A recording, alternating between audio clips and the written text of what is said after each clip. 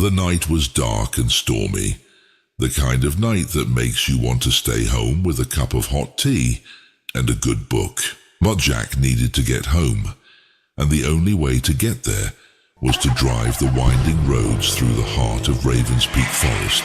He stepped on the gas, and his red old car looped around the curves of the road and raced deep into the forest.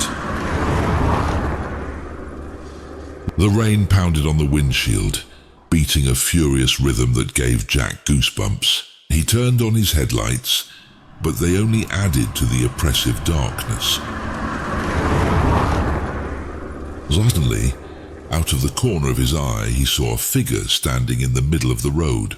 A little girl, no more than 10 years old, dressed in a white dress that seemed to glow in the darkness. Before Jack could react, he felt a painful jolt. He braked sharply, but it was too late.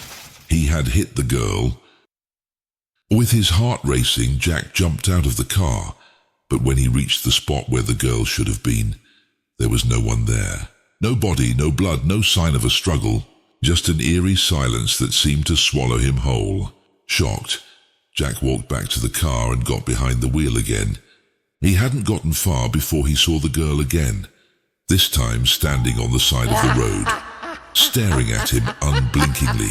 Jack's heart raced as he shifted into gear, determined to get out of the woods as soon as possible. But he wasn't alone for long. As he trudged through the darkness, he recognized something moving among the trees, its eyes glowing like embers in the night. It was a werewolf, its fur piled up, rain dripping from it, its maw open in a grin as it lunged in pursuit. Jack's car roared forward, the engine roaring as he accelerated to the limit. But no matter how fast he went, the werewolf kept up, its paws pounding the pavement just a few feet behind him. Goosebumps crawled over Jack's skin as he felt the beast's hot breath on his neck, its growls and snarls mingling with the sound of the rain. Suddenly, the trees seemed to close around him, and the road twisted and spun in the darkness like a living thing. Jack's heart raced, his breath hitched, and he struggled to keep up with the monster. And then, as suddenly as it had begun, everything went quiet. The werewolf was gone. The trees seemed to part, and Jack saw the lights of his town ahead. He sped toward it, and the red car screeched to a halt in front of the first gas station. Gasping and trembling, Jack jumped out of the car and looked into the woods behind him. The girl and the werewolf, they were both gone.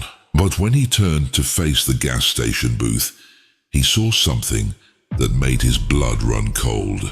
There was a ghost girl standing on the porch, in the shadows, staring at him with unblinking eyes. Jack tried to scream, but his voice froze in his throat. The girl didn't move, didn't speak. She just stared at him, her eyes burning with an evil fire that seemed to pierce Jack's very soul. Suddenly she screamed in an inhuman voice, lunged at Jack with great speed, and transformed into a werewolf, ripping him apart and dragging his body into the woods. The police searched for his body for 2 years, but found nothing, and the case was closed.